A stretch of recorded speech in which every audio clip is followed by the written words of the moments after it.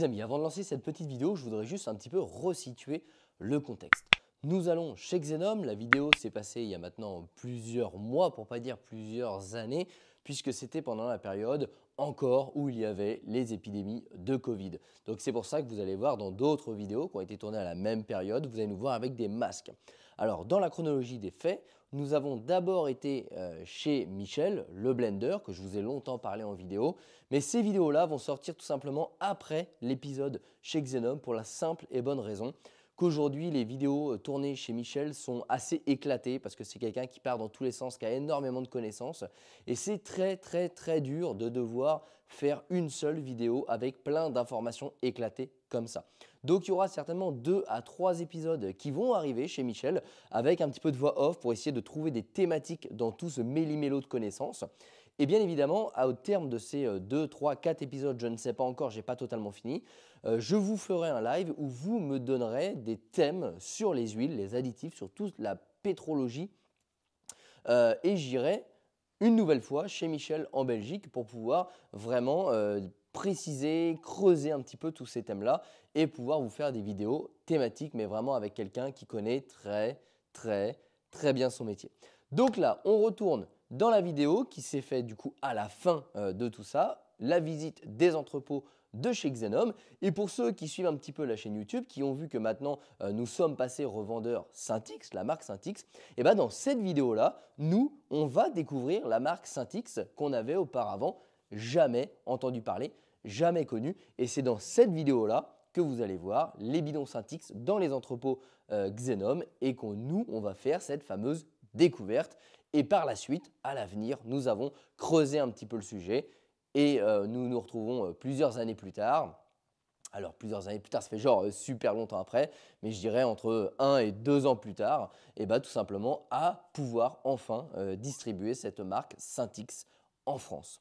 Donc dans cette vidéo-là, Peter, qui est le grand patron de Xenom Monde, va également vous parler un petit peu de l'histoire de Syntix, comment lui a été amené à racheter Syntix et comment il a fait développer Syntix avec la technologie de Xenom.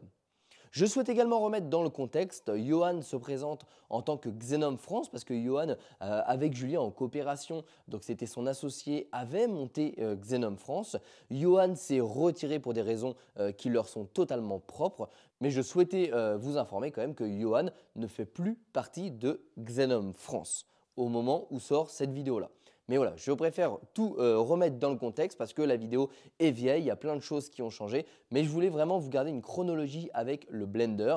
Et le blender, ça sortira les mercredis prochains. Allez les amis, je vous laisse tout de suite avec cette petite vidéo dans le monde de Xenom en Belgique.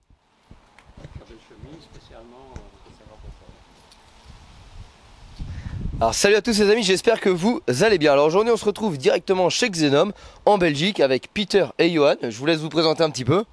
Bonjour tout le monde, je suis Peter Tossen, je suis le fondateur de Xenom et je vous souhaite le bienvenu.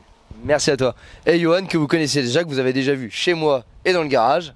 Bonjour, écoutez, Johan Sellerier, Xenom France, bienvenue chez nous. Donc là l'objectif en fait c'est de voir un petit peu les locaux de chez Xenom. Donc juste avant vous avez pu voir un petit peu, on a été chez Michel. Donc Michel c'est qui pour vous? Michel c'est quelqu'un qui a une expérience incroyable. Ça fait quand même 50 ans qu'il a d'expérience, il a des idées, il fabrique des bons ingrédients et c'est un bon partenaire. Voilà, donc on a été un petit peu dans la chimie juste avant et là on va aller vraiment dans les locaux de chez Xenom, voir un petit peu et découvrir ce qu'ils font de l'intérieur. Ok.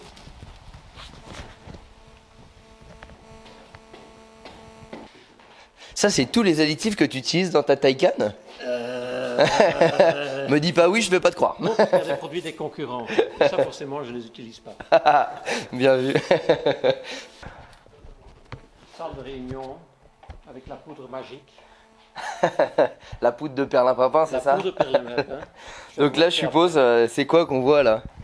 Bah oui, c'est marqué dessus, c'est comme le Porsche, lui. Huile céramique, huile graphitée. Qu'est-ce que c'est que ça? L'huile bleue de PAG dont on a parlé. C'est l'huile bleue, c'est ça? Oui, c'est l'huile bleue. Et ça, vous en faites? Ah oui, tout à fait. Mais elle n'est pas commercialisée? Oui. Parce que c'est qui m'a parlé de... J'ai des abonnés qui m'ont parlé de cette fameuse huile bleue. Et je crois que c'est pas Syntix, votre concurrent... Sfertec qui fait ça. C'est pas les PAG. Je pense qu'il faut une huile verte. Nous, on fait une huile bleue, elle est à base de PAG, des polyéthylène-glycol, une technologie synthétique dont on avait parlé avec Michel d'ailleurs. Il a encore dit à table que pour lui, c'est de la technologie. Prémoteur, ouais, c'est ce que j'ai entendu. Mais je ne savais pas que c'était ce qu'on appelait l'huile bleue, en fait. Ben, elle est bleue, elle ne s'appelle pas l'huile bleue, chez nous, elle s'appelle l'huile XPG. Mais bon, elle est bleue. Et je suis méga curieux de tester juste par la couleur, ça me donne envie d'essayer. Oui, c'est pour ça On va repartir avec un bidon alors. Aucun problème. Eh ben c'est parti, Paris pris alors. Mais c'est vrai qu'on m'en a énormément parlé. Et c'est la première fois que moi je découvre Je ça. crois que Sfertec là aussi au catalogue de Mais oui, parce la que- PAG. Oui. Mais attends, je l'ai pas vu moi sur ton site celle-là. Si, pourtant là. Parce que ça, c'est des abonnés qui m'ont dit est-ce que tu as testé l'huile bleue? Je sais pas du tout ce que c'est. Est-ce qu'autant l'huile noire et l'huile blanche, je connaissais de nom, de vue avant de tester. Et bleu, non, je sais pas. Du coup, les abonnés m'ont dit bah si, c'est le machin, etc. Bon, ils me disent ce que c'est, mais voilà, je suis pas scientifique non plus. Et j'avais regardé, effectivement, j'avais trouvé uniquement sur Sfertec. Et sachant que Sfertec nous a jamais répondu pour faire des tests d'huile. On va t'en parler techniquement et on va te parler de l'intérêt aussi de l'huile bleue et peut-être la différence et les équivalences avec l'huile blanche. Ouais, ce qui serait super intéressant même, c'est qu'on débatte un petit peu des avantages et des inconvénients de chacune de ces huiles. Oui, tout à fait. Super. Et bah ça va être intéressant. Alors. Ah, Mickaël préfère plutôt les contenants de 5 litres. Il se dit c'est avec une fiole, il va pas faire grand chose. 5 litres, c'est de l'huile bleue. Je tombais pas dessus par hasard, tu vois. Donc moi je vois quand même un truc là. C'est qu'on nous vend en fiole d'1 litre en nous disant on fait pas de bidon de 5 litres. Et c'est quoi ça? C'était l'objet de notre discussion de ce matin, on pourra vous en parler tout à l'heure. Au fait, on en a fait avant. S'il y a des distributeurs qui nous demandent de 5 litres, on les fait. Mais en principe, il n'y a pas de 5 litres pour les produits à base de lubrifiant solide.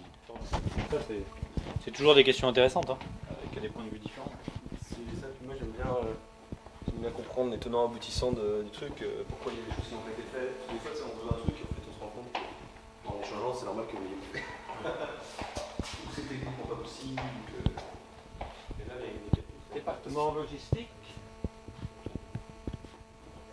Ça n'intéresse personne, mais bon, les bureaux sont fermés, bien sûr. On est un peu tard. Hein. Donc là vous allez voir d'où arrivent vos bidons. Hop. Donc avant d'arriver chez My Little Garage, les bidons sont expédiés d'ici. Du moins pour certains, parce que certains partent de la France et d'autres partent directement d'ici. Dis-moi si je me trompe, Peter. Tout à fait. Ce sont des commandes qui sont prêtes à être envoyées, par exemple en Géorgie. C'est pas pour My Little Garage tout ça, hein. Non, non, je vous rassure. Ça ferait beaucoup. Ça, c'est pour la Chine. Là ça part en Chine ça. Ah, faut bien parler au micro sinon on va pas... Maroc, Chine. Tout ça, c'est prêt à être envoyé. On travaille aussi pour des sociétés, on est fabricant d'additifs. Donc on travaille, et là je vous demanderai un peu de discrétion, pour d'autres marques. Donc on fabrique des additifs. Tu fabriques des additifs pour des marques de pétroliers. Pas pétroliers, mais de sociétés qui vendent des additifs Alors, comme nous, quoi. Filme pas pour raison confidentielle, mais moi je suis quand même envie de regarder. Je connais même pas c'est quoi. J'ai jamais vu. Ça va en France? Non. La Hollande. Ce sont des produits qui sont prêts à être conditionnés. Donc là tu as toute la phase de conditionnement du coup, les machines de conditionnement. Voilà, ça c'est la... Tu pars d'un fût et tu arrives à un embouteillage. Au fait, on mélange, là dans le coin, parce qu'on est encore en train de monter la production, dans le coin on va avoir une grande citerne de mélange chauffée. Pour l'instant on fait les mélanges dans les containers IBC. Donc on mesure le poids très précis, on met les ingrédients, on met les mélanges et puis on emmène le conteneur que vous voyez là, derrière. Ici on met les bidons vides, c'est dommage que, bon, c'est fermé maintenant, sinon on aurait pu le montrer. On les voit là. Là, c'est rempli. Là, il y a le capuchon qui est vissé dessus. Après, on a le batch, le numéro de batch qui est imprimé. Après, il y a l'étiquette qui est mise. Et puis, on les met en... Alors moi j'ai une question. Je crois que vous êtes la marque où on a le moins de problèmes d'embouteillage dans tous nos fournisseurs. En fait, il y a beaucoup de marques où les bouchons sont mal vissés, du coup avec des fuites. Par contre, ce qu'on a chez vous, et c'est pour ça que ça me fait tic, notamment sur des bidons d'huile, on pense qu'il y a une fuite dessus puisqu'ils sont gras. Et en fait, quand on dévisse, donc on décapsule, enfin on retire la petite languette du bouchon, l'opercule est toujours scellé et pourtant il y a de l'huile sous le bouchon. Et l'opercule, j'ai beau appuyer dessus, n'a pas de fuite. Est-ce que c'est au moment de l'embouteillage où il y a peut-être un résidu qui coule et qui se donne cette impression de fuite? Je dois avouer qu'on a très rarement de plaintes à ce niveau. Alors en fait, le bidon ne fuit pas, mais en fait, je pense qu'il y a eu de l'huile qui a coulé au niveau entre la capsule et le bouchon du coup. Parce que quand on retient le bouchon, on n'a pas le. Ça peut toujours arriver. Il y a parce que vous dites, c'est gentil que vous n'avez très peu de problèmes avec les additifs, mais on en a.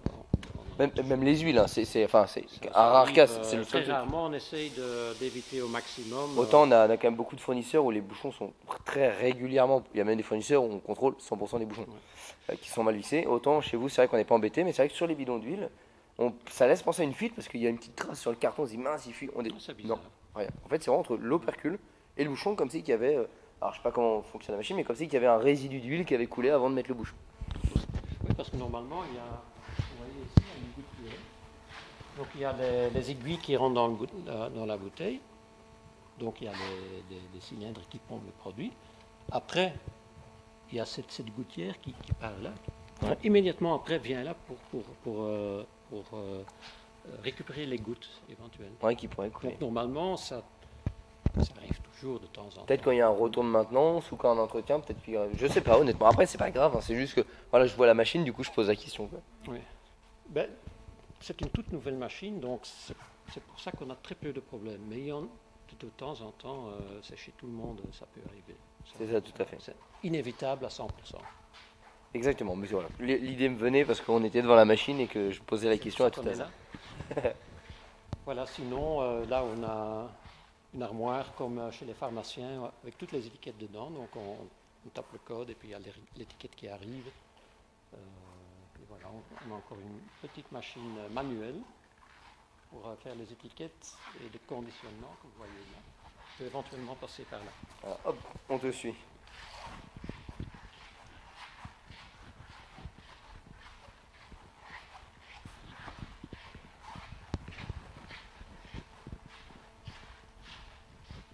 Ici, on fait le conditionnement des tubes.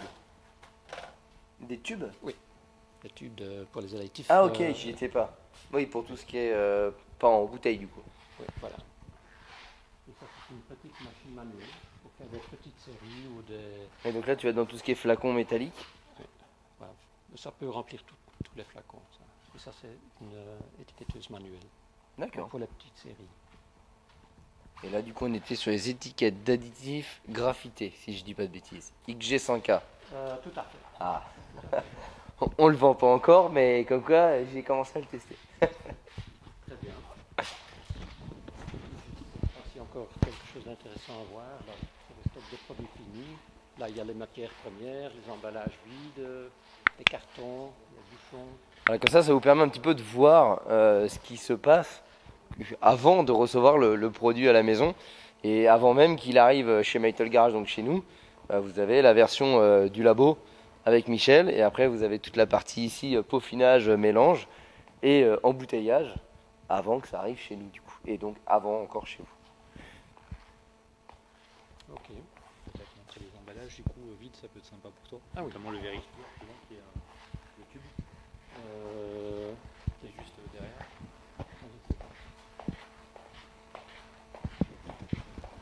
Tu vois, les Tube de... vériguières, ils sont juste derrière, tu vois, par exemple.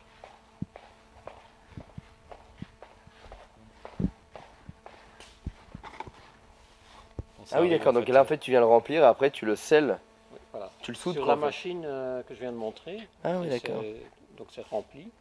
Puis il y a un repère ici pour centrer. Puis il y Et a après, c'est soudé, thermosoudé, quoi. Non, c'est à l'ultrason. D'accord. C'est la technologie moderne. Avant c'était chauffé, maintenant c'est fermé à... Ah, moi, j'ai toujours pensé qu'il remplissait par là et qu'il y Ah, avait une ouais. pastille qui venait se mettre. Non, c'est comme ça au fait. D'accord. Voilà, ici il y a tous les autres emballages vides, cartons. Et là derrière, dans les IBC, il y a les matières premières. T'imagines, Mickaël, bientôt les quantités qu'on va pouvoir stocker? souhaite de stocker les mêmes, nous, ça nous fera nos affaires. Bon, la place, ça devrait plus être trop un problème d'ici bientôt. Mais par contre, en termes de finances, il y On a- peut te faire une il y a- remise de 3% pour un conteneur de in-out. En vrai, on aura ça fait un peu léger. en vrai, on aura bientôt plus de place que toi. Ah ouais, dans le local. T'as combien de surface là, Peter? Ici, 3000 mètres. Ah non, Non, un peu moins. il y a 3000 ici. On croirait pas qu'il y a 3000. Ah, grave. Alors, il y a une partie qu'on voit peut-être pas. Vous avez certainement pu voir à plusieurs moments qu'on est passé en rentrant chez Xenom des panneaux Syntix, des bidons Syntix. Et là, vous pouvez voir des fûts Syntix, voilà, qui sont juste ici, qui sortent du même endroit, qui sont les mêmes produits, mais avec des stratégies différentes. Donc là, je pense que je vais vous laisser la parole. Alors peut-être pas derrière le bidon qui a dégueulé plein d'huile, mais à la limite peut-être devant Syntix vu qu'on parle de Syntix, parce que. Et je pense, les amis, que vous avez vu depuis tout à l'heure ces bidons Syntix. Donc on a pu le voir dès notre arrivée sur le parking Xenom. On a vu des pancartes Syntix. On a vu des flacons très ressemblants, pour pas dire quasi identiques à ceux de Xenom dans les bureaux tout à l'heure. Et là, on voit des fûts Syntix. Donc Syntix, ça vous appartient aussi. Et je te laisse un petit peu la parole pour nous décrire qu'est-ce que c'est Syntix, qu'est-ce que vous faites et quelle est la différence avec Xenom. Oui, tout à fait. Au fait, Xenom, c'est une société que j'ai créée moi-même en 2004. Syntix, c'est une société qui a été créée en 2014, je pense, par deux pilotes de course. Et ils voulaient monter d'huile de très haut niveau et de produits de très haut niveau pour le monde de la compétition. Donc c'est issu en fait à la base de la compétition automobile. Tout à fait. C'était des passionnés de voitures et des passionnés de lubrifiants, mais ils n'avaient aucune expérience dans le domaine. Ils ont eu l'idée, le concept. D'ailleurs, le marketing, il est très beau, j'ai beaucoup apprécié, mais ça n'a pas marché. Et puis, on a repris la société. Et ça n'a pas marché, pourquoi? Par un manque de communication, par les produits? Pas de manque de communication, certainement pas, même à mon avis, manque d'expérience. Ils connaissaient les lubrifiants, la technique, la course automobile, mais ils ne connaissaient pas le monde des lubrifiants. Et ce n'est pas évident de se battre contre des pétroliers, des géants, ou des sociétés comme des Motul, Liquimoli, etc. Mais c'était une belle marque avec une belle histoire derrière. Et au fait, on l'a acquise parce qu'on peut faire comme Volkswagen fait avec Audi et Volkswagen. Avoir deux marques et on peut optimaliser les technologies qu'on développe et les vendre sous deux. Donc en fait, vous utilisez un petit peu les mêmes bases que Xenom Plus ou moins. en améliorant C'est pour pas copier-coller. plus à connotation Oui, mais automobile compétition. tout à fait. Voilà. Donc c'est entre guillemets, ça appartient au même groupe que Xenom. C'est entre guillemets la même base, mais avec un peaufinage. Alors ça se dit pas, mais une connotation premium. Compétition automobile. Un peu différente, un peu plus axée vers la compétition pour les amateurs de voitures de compétition. Quand Xenom serait du coup plus pour le grand public. Oui. D'accord, bon bah voilà. Maintenant vous avez le fin mot de pourquoi tout ça arrive et du coup ça va être très prochainement testé, je l'espère, directement sur la chaîne YouTube et peut-être un jour, qui sait, disponible sur metalgarage.fr. Sur une feuille blanche, on a commencé. On n'a pas tout su faire nous-mêmes Ouais, c'est dès normal. le début. Alors, par exemple, pour cette gamme, on a travaillé avec une société qui a fabriqué ça pour nous. Mais effectivement, les produits n'étaient pas à notre niveau. À la hauteur, quoi. À la hauteur de ce que vous de- faites. de ce qu'on aime bien faire. Et alors maintenant, on va relancer cette gamme. Qu'est-ce qu'on a fait? On va travailler avec un spécialiste du detailing qui nous a communiqué. Il a sélectionné pour lui les meilleurs produits dans chaque. Donc, meilleur nettoyant jantes, meilleur nettoyant. Ça, c'est Metal Garage qui fait ça. C'est qui ça? Non, mais effectivement, non, c'est pas lui, mais sans blague. Donc, on a sélectionné les produits. Avec le laboratoire, on est en train de décortiquer les produits Pour refondre la gamme. pour faire des produits et pour voir si, même si on parvient encore à les améliorer, pour avoir des produits top et on va les fabriquer ici. Et quand je vois X1 Bike, c'est là que vous avez aussi une gamme moto du coup. Oui. Et là, on est en train de développer les additifs, une version pour les motos aussi, D'accord. qu'on compte lancer à Equipoto. D'accord. Ah bah, il faudra qu'on en parle ce soir parce on s'est posé la question d'être présent aussi sur Equipoto. Très bien. Et ça pourrait être, pourquoi pas, intéressant quoi. Oui, bien sûr, bien sûr. Mais ouais, ça peut être chouette. Et du coup, est-ce que, alors là, je vois ta gamme, je me dis, est-ce que tu as des additifs comme tu le fais pour l'automobile, c'est-à-dire graffité, céramique pour la moto? Oui, on est en train de développer la gamme D'accord, qu'on va c'est ce que tu justement dis. voilà, présenter à Equip Auto. Et là, quand je vois XT Power Shift, je suppose que c'est pour les boîtes auto, ça. Oui. D'accord, oui. Donc en fait, il y a quand même donc là, du coup, c'est la partie Syntix. Et là, on a la partie Xon. Il y avait quand même un certain nombre de produits qu'on n'avait pas vu. Et du coup, quelle est la différence entre ton frein ici, C'est le nouveau emballage. D'accord, en Parce fait, c'est. qu'effectivement, on avait arrêté de faire ce produit-là. Et puisqu'il y avait les clients qui continuaient à demander, on l'a refait dans cet emballage. Du coup, ça va être possible de l'avoir. Tout à fait. On en cherche, en plus, on en parlait tout à l'heure dans la voiture. Super. Super. Bon, bah ouais, c'est toujours intéressant de découvrir. Tu vois, donc là, après, on a la gamme atelier que maintenant on connaît bien, qu'on utilise même. J'utilise quasi plus que ça. Plus que ça. Du coup, tes huiles, tu les reçois en fût de 1000 litres et après, tu les conditionnes. Donc, tu peux les conditionner aussi en fût qu'en bidon. D'accord. Ça, c'est le nouveau produit BioClean.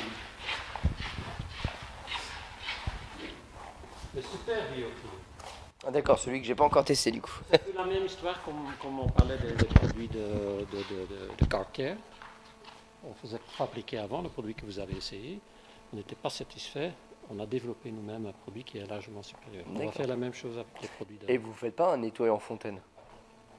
Mais ce produit-là, vous pouvez l'utiliser dans les fontaines. D'accord. Parce que là, on est vraiment. Enfin, on a testé plein de produits de nettoyant fontaine. Tous les soi-disant plus merveilleux les uns que l'autre. Franchement, tu prends du bon vieux fuel, il n'y a rien de mieux, quoi. Ah oui. Mais bon, ça, ce sont des produits qui sont quand même biodégradables, Ouais. qui sont à base aqueuse. Donc pour l'environnement, en plus, il n'y a pas les vapeurs qui sont très nocives. Parce que c'est vrai qu'un bon produit fontaine, c'est compliqué à avoir. On en a eu de différents fournisseurs. On est en train de développer un produit à base d'huile de biodiesel, au fait, qu'on va additiver et qui a quand même un pouvoir solvant supérieur Détergent. par rapport aux produits à base aqueuse. On sera heureux de tester alors. Oui, ça viendra. Mais au fait, vous pouvez le tester avant qu'on le commercialise pour avoir votre avis. Hein. Ah bah, avec plaisir. On Avec peut en plaisir. profiter. Ouais. Avec plaisir, si nos tests peuvent rendre service. C'est aussi à ça que sert, entre guillemets, nos tests. C'est que, comme on le dit, on n'est pas là pour dénigrer les marques. Donc, quand les produits ne marchent pas, on fait un feedback à la marque parce que c'est le principe, en fait, c'est le jeu. On teste, même si on n'aime pas, on explique qu'on n'aime pas. Par contre, on dénigrera jamais publiquement une marque ou un produit parce que c'est pas dans nos valeurs. On préfère mettre en valeur, mettre en avant les meilleurs produits. Donc du coup, si nos tests en off peuvent permettre l'élaboration ou l'évolution d'un produit, c'est qu'avec plaisir. Et ça, on fait déjà avec certains de nos distributeurs qui sont très exigeants. On leur demande de valider le produit ou de nous donner Des retours. des retours afin de nous permettre de les améliorer. Eh ben écoute, On est n'hésite toujours pas. ouvert. Hésite pas alors, tu nous envoies Tout à fait. un Z à la vente quartier en ça. France et puis c'est avec plaisir si on peut aider et que le retour est constructif. Très bien. Ouais, les amis, ça y est, ça se termine pour cette petite visite chez Xenom, donc dans leurs locaux. Un grand merci à Peter et à Johan de nous avoir accueillis. Merci à vous, merci d'être venu. Merci Evan, et puis comme je dirais à bientôt. Hein. Bah, avec plaisir. Donc avec Mickaël, ça nous a permis aussi de découvrir Peter, qu'on a souvent entendu parler via Johan, mais qu'on n'avait jamais rencontré. Ça nous a permis aussi de savoir un petit peu l'histoire de Xenom, les valeurs de Xenom, les produits Xenom, les nouveautés, les changements, voilà. Et puis Johan, c'est un vieux de la vie, on commence à le connaître maintenant. Et puis de découvrir un petit peu les locaux de Xenom, un petit peu où c'était basé, avec qui vous travaillez, parce que du coup on a pu voir Michel juste avant. Et puis voilà, c'était hyper intéressant. Mickaël, je pense que ça t'a plu également. Ouais, ça permet de voir aussi l'envers du décor, on va dire, c'est-à-dire que ce qu'on voit pas forcément quand on achète un bidon, de savoir d'où ça provient, avec qui on travaille, parce que c'est aussi hyper important de voir les valeurs d'une entreprise. Je pense que vous comme nous, on est attaché à des valeurs assez fortes, comme l'honnêteté, la simplicité, La recherche de qualité. et la recherche de qualité. Et je pense qu'aujourd'hui, c'est aussi pour ça qu'on travaille avec Xenom, c'est parce que c'est des valeurs qui sont communes. Donc l'idée, c'était de venir voir si tout ça, c'était réel. Voilà, voir l'envers du décor, voir avec qui on bosse, voir comment eux, ils bossent, voir finalement d'où proviennent nos produits, comment ils sont expédiés, jusqu'où ils arrivent. Et puis comprendre aussi pourquoi, avec certains fournisseurs, on a certaines problématiques qu'on n'a pas forcément avec Xenom. Voilà, je pense qu'il y a aussi un sérieux dans le travail qui est réalisé. Et voilà, je pense que tout s'explique. Moi, je suis content d'avoir vu ça. Et puis j'espère que vous serez content d'avoir pu voir une partie, et probablement pas la totalité parce que ça prendra toute la journée. Et puis on reviendra. Voilà, de voir ce qu'on a pu voir. Si ça vous plaît, on reviendra, on fera d'autres thèmes, d'autres peut-être spécificités, parce que là on était très vague. Mais peut-être, je pense qu'on pourra débattre notamment des lubrifiants solides avec Peter. Donc on pourra peut-être faire un thème là-dessus. C'est vraiment le spécialiste des lubrifiants solides. Je crois que c'est un petit peu tout ton cursus. Tu nous as expliqué un petit peu, on ne vous l'a pas filmé, mais je crois que ta vie professionnelle a presque tourné autour des lubrifiants solides. Absolument. Oui. Donc si ça vous plaît, on pourra... Excuse-moi, je t'ai coupé.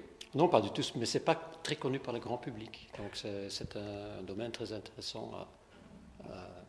Donc si ça vous plaît, n'hésitez pas, mettez des petits commentaires en dessous et on pourra revenir chez Xenom avec Peter, vous un petit peu détailler ce thème, par exemple des lubrifiants solides, donc graphité et céramique.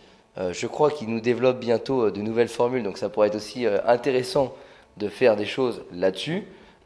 Quand ce sera développé.